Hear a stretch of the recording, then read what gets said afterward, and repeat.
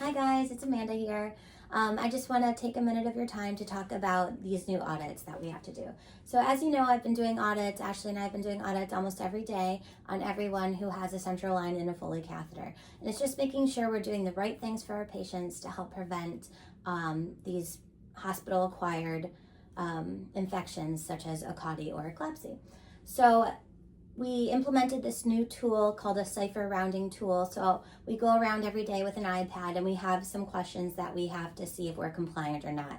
What's a little bit different from what we were doing before is that some of the questions are a little bit different. So we're getting ding-dong things that maybe we weren't aware of that we should have been doing, but now I'm auditing them, so we're aware that we're not doing them, right? So for example, when I'm looking at a Foley catheter, in the auditing tool that comes up now, one of the questions is the catheter secured?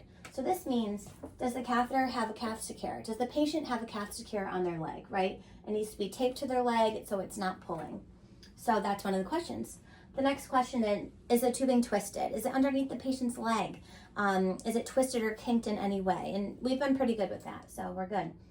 Is the drainage bag labeled? So this is where we're kind of having a little bit of trouble. If the drainage bag is labeled, you know, if we insert a Foley catheter in someone, the catheter kit itself comes with these yellow labels. If you get someone from the ED and you know that that catheter was placed right in the ED, you can go ahead and label it with anything. Take a Sharpie, put it on the back of the bag. Ideally, this would be on the back of the bag, but for the purpose of this video, I have it here on the front. So we want to make sure our catheter is labeled, right? So yeah, go ahead and place your own label. We want to make sure it's labeled so anyone can look at it and say, okay, this was placed on this day and I know it shouldn't be in for this long, or I know when to take it out if I need to get a culture or anything. I know the date it was placed. I can remove it, replace a new one to get my culture. Although, try not to get any cultures. So we have that.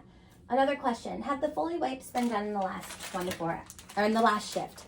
So green wipes are done once a shift, right? We document this under patient care, or under iView, patient care or hygiene.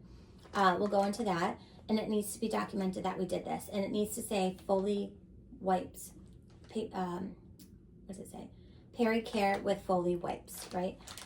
We have this little sticker right here that we can take and we can put on our calendar on the wall if we have the calendars in the patient's rooms. And that's just an accountability calendar. This does not take the place of documenting NCIS. Remember, if it's not documented, it's not done. And this is done by everyone once a shift that has a Foley catheter.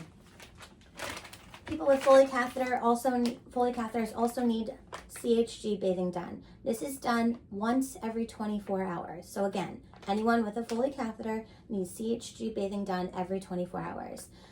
We've moved away from doing it on the night shift. It's now going to be done during the day shift. So again, it has to be done on clean, dry skin, and it has to be documented.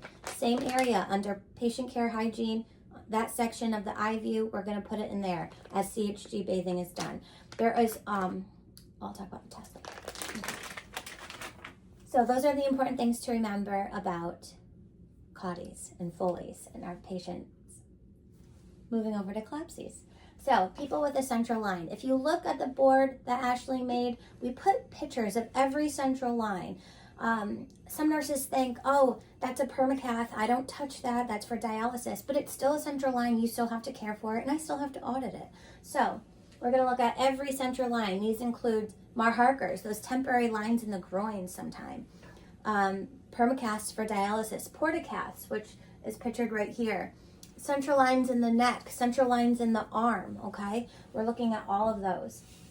So I'm looking at my central line right here. In the cipher auditing tool, it is asking me, is the central line dressing clean, dry, and intact?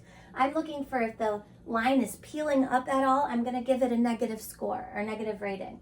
It has to be clean, dry, intact, and not peeling, not soiled or anything. It's going to also ask, are there Kuros caps on every port? So this meaning, if the patient is not connected to anything, is there a Kuros cap at the end of this central line? A green cap? Yes, there should be. If the patient is connected to continuous IV fluids, is there a Kuros cap on every port? It's kind of hard to see right here, but there is a Kuros green cap on every port of this IV tubing, okay? So it has to be on every port. That's one of the questions, and that's sometimes where we're lacking, okay? is the central line indication documented in the IV? So this is for nursing. When you're doing your IV assessment, you want to look in CIS, it's going to say indications for use. You have to make sure you're documenting what the indication for that central line is. Are they getting medications, lipids, nutrition? Is it for lab draws? Is it for hemodialysis? You know, is that Mahark or Permacath for hemodialysis? So you want to make, nurses want to make sure you're documenting the indication. We are also lacking on that a little bit. And again, with CHG bathing done in the last 24 hours. So this has to be done. We also have accountability calendars for CHG and the Foley lights.